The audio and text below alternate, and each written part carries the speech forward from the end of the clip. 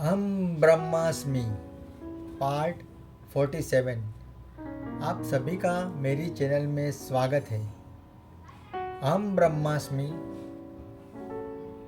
श्री निसर्गदत्त महाराज और उनके शिष्यों के बीच हुए वार्तालाप के अंग्रेजी पुस्तक आई एम दैट का हिंदी अनुवादन है।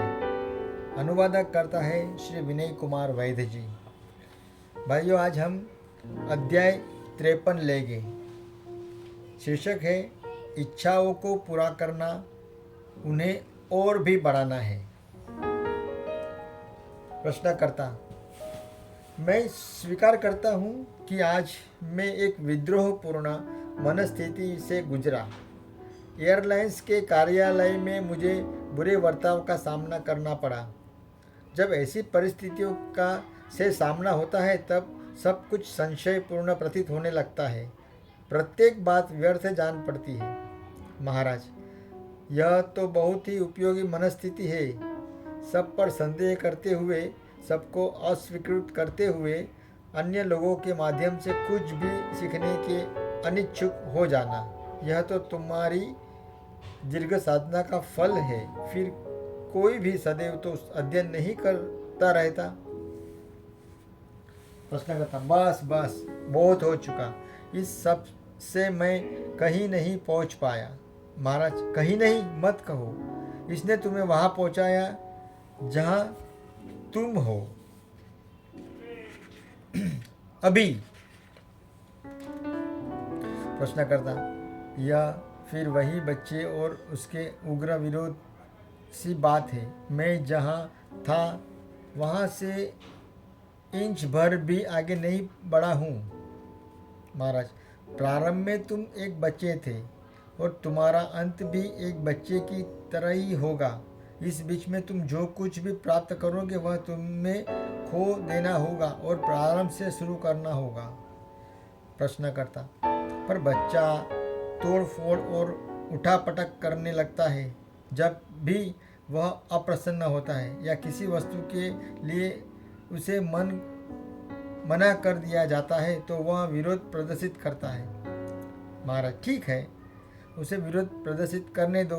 केवल इस विरोध का अवलोकन करते रहो, और यदि तुम समाज का विरोध दृढ़ निश्चय के साथ कर पाने में भय लगता हो तो इसका भी अवलोकन करो। मैं जानता हूँ कि यह एक कष्ट साध्य प्रक्रिया है, पर अन्य कोई उपाय नहीं है सिवा इसके कि उपायों की खोज ही बंद कर दी जाए। यदि तुम क्रोधित हो या पीड़ा में हो तो अपने आप को क्रोध और पीड़ा से पृथक कर लो और उसका अवलोकन करो। बाहर हो जाना मुक्त की दिशा में पहला कदम है। दूर ही रहो और अवलोकन करो। भौतिक घटनाएं तो घटती रहेगी, पर उनका अपने आप में कुछ भी महत्व नहीं होता। एकमात्र महत्वपूर्ण वस्तु है मन। कुछ भी क्यों न हो जाए, तुम्हारे लिए यह संभव नहीं कि किसी एयरलाइंस या बैंक के कार्यालय में तुम चीखो। समाज इसकी अनुमति न देगा। यदि तुम्हें उनके तरीके अच्छे नहीं लगते तो तुम उन्हें निभाने में अपने को राजी नहीं पाते तो हवाई यात्रा मत करो या अपने पास धन रखना बंद कर दो। पैदल ही चलो। यदि यह भी संभव न हो तो यात्रा ही न करो। यदि तुम समाज के संबंध रखते हो तो तुम्हें इसके तौर तरीके को स्वीकारना ही होगा, क्योंकि इसके तौर तरीके तुम्हारे अपने ही तौर तरीके हैं। तुम्हारी आवश्यकताओं और मांगों से ही उत्पन्न हुए हैं। तुम्हारी इच्छाएं अत्यंत जटिल होती हैं और वे परस्पर विरोध भी होती हैं। कोई आश्चर्य नहीं कि जिस समाज का निर्माण तुम करते हो वह भी अत्यंत जटिल और अंतर्द्वंद्वों से परिपूर्ण हो। प्रश्नकर्ता: मैं यह अनुभव करता हूँ और स्वीकार भी करता हूँ कि बाह्य नियम रहितता मेरी अपनी आंतरिक अस्त व्यस्तता का ही प्रतिबिंब है। पर फिर उपाय क्या है? महाराज: उपाय की खोज मत करो। प्रश्नकर्ता: कभी कभी तो हमें कृपा विभोर का अनुभव होता है और जीवन प्रसन्न और भरा भरा सौहार्दपूर्ण लगता है। पर ऐसी अवस्था अधिक देर तक नहीं टिकती। मन स्थिति बदल जाती है और सब कुछ पुनः अव्यवस्थित हो जाता है। महाराज, यदि तुम स्मृतियों और आशाओं से रहित होकर बस शांत और चुप भर रहो तो घटनाओं के सुंदर चक्र को समझने में सक्षम हो जाओगे। सारी अराजकता का एकमात्र कारण है तुम्हारी अशांति। प्रश्नकर्ता, एयरलाइंस के दफ्तर में मैंने पूरे 3 घंटे धैर्य और संयम से बिताए, पर तब भी मेरे काम शीघ्रता से नहीं हुए। महाराज, पर इससे यह तो हुआ कि तुम्हारे काम शिथिलतापूर्वक भी नहीं हुए, जैसा कि तुम्हारे विरोध प्रदर्शन और झगड़े पर अवश्य होता। तुम चाहते हो कि सब कुछ तुरंत फुरत हो जाए, या कोई जादू तो नहीं बांटा जा रहा। हर व्यक्ति यही भूल करता है, साधनों को तो महत्व देता ही नहीं, पर फल अवश्य चाहता है। संसार में तो तुम शांति और सौहार्द चाहते हो, पर अपने भीतर उन्हें स्थान देने के लिए तुम राजी नहीं हो। मेरी सलाह पर निश्चय पूर्ण चलो और तुम्हें निराश न होगी। केवल शब्दों के सहारे तुम्हारी समस्या सुलझ पाना संभव नहीं है। तुम्हें मेरे द्वारा दिए गए निर्देश पर चलना और श्रम करना होगा। सही राय अपने आप में मुक्ति के लिए पर्याप्त सिद्ध नहीं होती, उस पर आधारित कृत्य भी उतना ही आवश्यक होता है जैसे कोई चिकित्सक रोगी को सुई लगाने के बाद कहता है, अब चुप पड़े रहो और कुछ मत करो, बस शांत रहो, आराम करो, तुम्हें और कुछ नहीं करना है। मेरे गुरु ने ऐसा ही किया। वह मुझे कुछ बताते और फिर कहते, अब शांत रहो। सारे समय शब्दों की जुगाली करते रहने में व्यस्त मत रहो, रुको, मौन हो जाओ। प्रश्नकर्ता, प्रातः मैं लगभग 1 घंटे तक शांत रह पाता हूँ, परंतु दिन बहुत बड़ा होता है और ऐसी अनेक बातें हो जाती है जो मेरा संतुलन नष्ट कर देती है। शांत रहो कह देना तो सरल है, परंतु जब मेरे भीतर बाहर की हर वस्तु चिल्ला रही हो तो कृपया बताएं कि शांत कैसे रहा जा सकता है। महाराज, जो कुछ भी किया जाना है उसे शांतिपूर्वक चुपचाप भी किया जा सकता है, विचलित हो जाना आवश्यक नहीं है। प्रश्नकर्ता, अब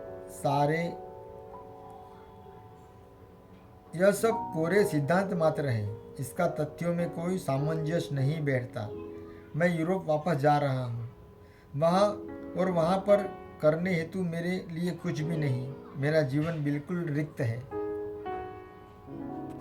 महाराज, यदि तुम बस शांत रहने का प्रयास करो तो कार्य करने की शक्ति, कार्य की प्रेरणा आदि सब स्वतः ही समय पर उपस्थित हो जाएगी।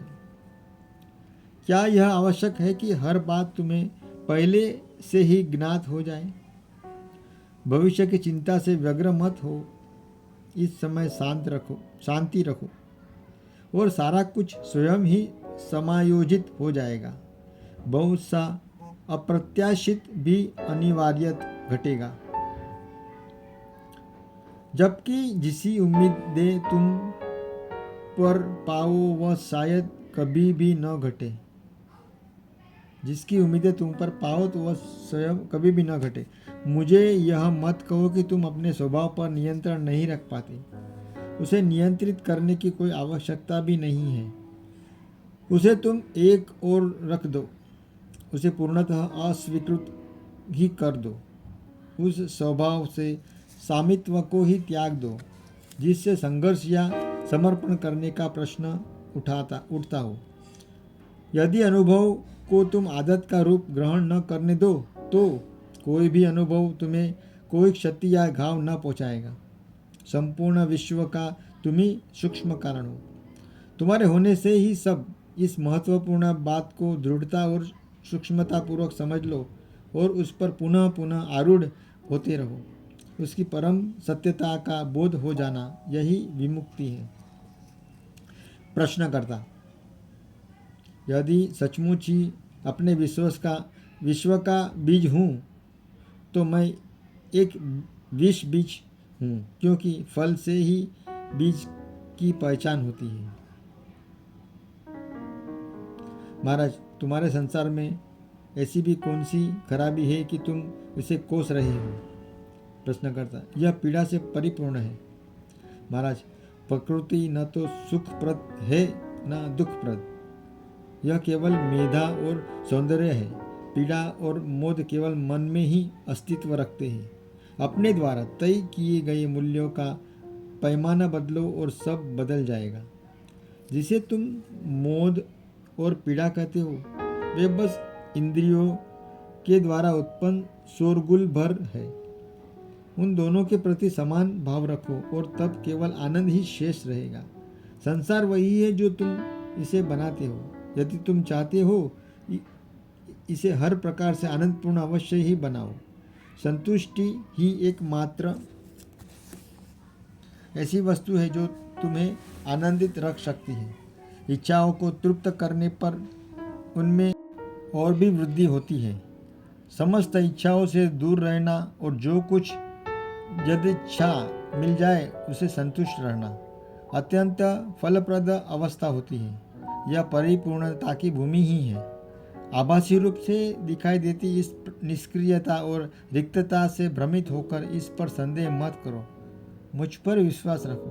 कामनाओं की संतुष्टि ही, उनको तृप्त करना ही हमारे कष्टों की वृद्धि करता है। कामनाओं से मुक्त होना ही आनंद है। प्रश्नकर्ता: पर हमें कुछ वस्तुएं तो आवश्यक होती ही है। महाराज, जिसकी तुम्हें आवश्यकता नहीं, यदि तुम उसकी मांग बंद कर दो तो तुम्हारे लिए जो सचमुच आवश्यक है वह स्वतः प्राप्त होगा। परंतु ऐसे विरले ही होते जो पूर्ण व्यग्रता रहित निर्लिप्तता की ये इस अवस्था तक पहुंच पाते हैं।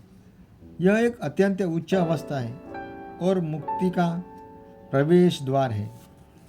प्रश्नकर्ता: पिछले 2 वर्षों से मैं बेकार, व्यर्थ, रीता और अकेला सा रह रहा हूँ और प्रायः ही मैं मृत्यु की कामना करता रहा हूँ। महाराज सुनो, तुम्हारे यहाँ आने से घटना चक्र ने गति पकड़ ली है। घटनाएं जैसे भी घटे उन्हें घटने दो। अंत में वे स्वयमेव अपने आप को ठीक ठीक समायोजित कर लेगी। भविष्य की चिंता से ग्रस्त होकर तुम्हें अपने को तनाव में नहीं डाल लेना चाहिए। भविष्य स्वतः तुम तक आएगा और कुछ काल तक तुम सांत्वना और सार्थकता का अभाव अनुभव करते हुए जैसे अभी हो उस प्रकार से नींद में चलते किसी मनुष्य की तरह अपना जीवन जीते रहोगे। पर यह समय भी गुजर जाएगा और फिर तुम अपने कार्य को फलप्रद और सरल पाओगे।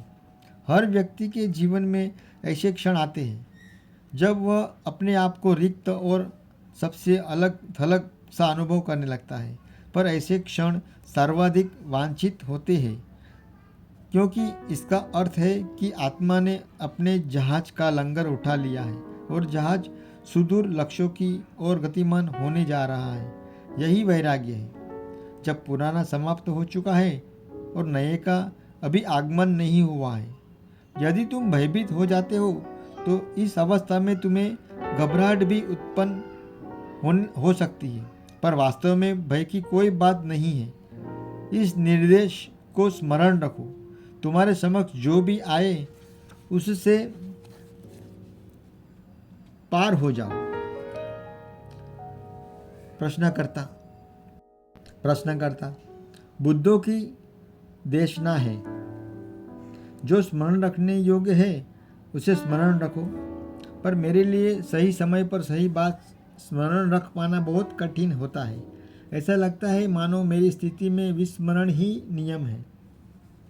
महाराज, जब प्रत्येक प्रसंग इच्छाओं और भयों का झंझावात उठ रहा हो तो सम्यक स्मरण रखना सरल नहीं होता। स्मृति से उत्पन्न लालसा भी स्मृति को विनिष्ट कर देती है। प्रश्नकर्ता, मैं कामना से संघर्ष कैसे करूं? उससे शक्तिशाली तो कुछ भी नहीं है। महाराज, जीवन सरिता के मार्ग में विषय रूपी चट्टानें हैं और जल उनसे टकराता है। ये विषय प्रिय या अप्रिय होते हैं। अपनी अंतर्दृष्टि और वैराग्य का सहारा लेकर इन चट्टानों को मार्ग से हटा दो और तब यही जल अधिक गहरा, शांत और तीव्र वेग युग अधिक परिणाम में और अधिक प्रबलता से बहने लगेगा। इस विषय में केवल सिद्धांत पकड़कर बैठ मत जाना। यदि तुम मुक्ति चाहते हो तो इस विषय पर विचार और मनन करना मुक्ति के मार्ग से सबसे समीप है। पहले कदम की उपेक्षा मत कर बैठना। यह पर्वतारोहण सा है, एक ही कदम छोड़ा नहीं जा सकता। एक भी कदम कम चले और शिखर अविजित रह जाता है। भाइयों, यहाँ पर हमारा अध्याय 53 समाप्त होता है। थैंक यू, धन्यवाद। श्री कृष्णार्पणमस्तु। जो भी मैं करता हूँ श्री कृष्ण जी को अर्पित करता हूँ। फिर कल मिलेंगे नए अध्याय के साथ में, नए विषय के साथ में, नए चैप्टर के साथ में। तब तक के लिए हरे कृष्णा, हरि ओम, जय श्री कृष्णा, ओम शांति, गुड नाइट, शुभ रात्रि। भाइयों, अगर आपको ये मेरा प्रयास अच्छा लगे तो प्लीज़ ये मेरे चैनल @जीवनरथ_अनिल यूट्यूब पर है, उसे प्लीज़ लाइक, शेयर और सब्सक्राइब करके मुझे प्रोत्साहित कर सकते हैं। आपका प्रोत्साहन मुझे और वीडियो बनाने में सहायता करता है। धन्यवाद, थैंक यू।